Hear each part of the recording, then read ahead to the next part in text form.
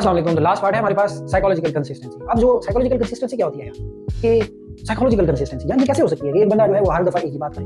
हाँ, वो कर सकता है, क्यों नहीं कर सकता? जब आपको मैं कह रहा हूँ कि जो नेचुरल जो देखें, अक्सर स्टूडेंट्स ना नेचुरल रहने को ये समझ लेते हैं कि यार जब नेचुरली रहना है तो तैयारी क्यों करनी है? मतलब किसी चीज के बारे में आपको जज इसलिए किया जा रहा है कि आप नेचुरल होंगे, तो फिर मैंने तैयारी किस चीज की करनी है? यार तैयारी एक अलग फैक्टर है, वो आपको आर्टिफिशियल वे में नहीं लेके जा रहा। मैं आपको कह रहा हूं कि आपको चीजों का पता होता है, लेकिन क्योंकि प्रैक्टिस नहीं होती इसलिए आप सही तरह परफॉर्म नहीं कर सकते। ठीक है, आप लैगिंग कर रहे होते हैं, तो आपको जो वो प्रैक्टिस मेक्स मैन परफेक्ट वाली बात है, बाकी कोई आपको आर्टिफिशियल नहीं बनाती। ठीक है, नेचुरल ये होते हैं। नेचुरल आपने कहा तो है ये होना है कि साइकोलॉजिकल कंसिस्टेंसी है, मतलब आप जो साइकोलॉजिस्ट जो आपके टेस्ट हुए हैं उसके अंदर जो आपका मैसेज जा रहा है और आपके जो इंटरव्यू के आंसर्स के अंदर एक मैसेज जा रहा है, वो दोनों आपस में लिंक हो, इंटरलिंक्ड हो, उनका जो मतलब है ना वो सेम होना चाहिए। ये ना हो कि कहीं पे उनके क्वेश्चंस या उसके आंसर्स में आप ये लिख के आ जाएंगे यार मुझे बस ये चीज ठीक लगती है, ये है वो है, लेकिन जब इंटरव्यू में आए तो आप यार मैं तो हर वक्त खेलना पसंद करता हूँ, मुझे तो ये है, मुझे तो वो है। मतलब एक चीज को आपने बिल्कुल एक जगह पे बिल्कुल गिरा दिया और दूसरी जगह पे उठा लिया, लेकिन नहीं, ये दोनों चीजें आपस में इंटरलिंक्ड हैं। आपकी पर्सनैलिटी के जो डिसऑर्डर्स हैं उनको शो करता है कि आप एक दफा कोई बात कर रहे हैं, दूसरी दफा कोई बात कर रहे हैं। ठीक है, साइकोलॉजिकल कंसिस्टेंसी इसी को कहते हैं कि आपके तमाम आंसर्स इंटरव्यू के दौरान और जो साइकोलॉजिस्ट के टेस्ट होते हैं इन दोनों में सेम होने चाहिए और सही होने चाहिए। और जब वो जाहिर है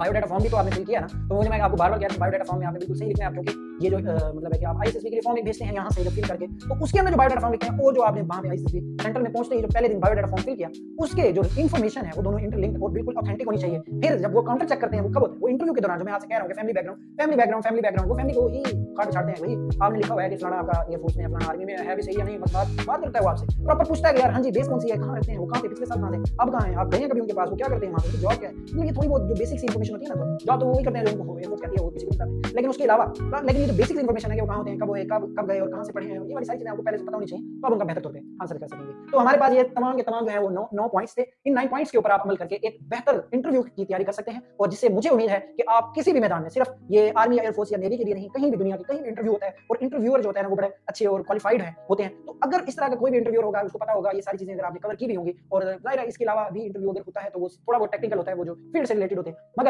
इसके अलावा यही फैक्टर्स होते हैं जो एक इंटरव्यूअर आपके अंदर जज कर रहा होता है। खास तौर पे जब आप आर्मी या फोर्सेस की बात करें तो उनके अंदर ये बड़े फैक्टर्स इंपॉर्टेंट होते हैं। तो हमें हम सबको इन चीजों पे फोकस करना है। आज से ही अपनी इन तमाम चीजों को जो है वो स्ट्रॉन्ग करनी और इन पे फोकस करें और इनकी एक नोट्स बनाएं और प्रॉपर जो है उसकी तैयारी शुरू करें, ताकि आप अच्छे से अपनी पर्सनैलिटी को इंप्रूव कर सकें, अपने आप को ग्रूम कर सकें। वो नेचुरल तो होगी, लेकिन ये नहीं होगा कि आप जो जैसे आज है वैसे 2 हफ्ते बाद होगी अगर आप उसके ऊपर अमल करना शुरू करते हैं, क्योंकि वो आप एक इंप्रूव्ड वर्जन होगा। बंदा नेचुरली रहता है लेकिन वो इंप्रूव होता है, जैसे बचपन में फिर बड़ा होकर थोड़ा सा चेंज होता है, तो वो अच्छी चीजें ना अडॉप्ट करता है, उसको अडॉप्शन कहते हैं। ये नहीं कहते कि वो जो है वो आर्टिफिशियल है। वो मैंने आपको बता दिया कि किस चीज को आर्टिफिशियलिटी कहते हैं और किस चीज को नेचुरलिटी कहते हैं। तो अपने आप को कॉन्फिडेंट रखें। इंशाल्लाह नेक्स्ट वीडियो में मिलते हैं, तब तक अपना बहुत ख्याल रखिएगा। अल्लाह हाफिज़, अस्सलाम वालेकुम।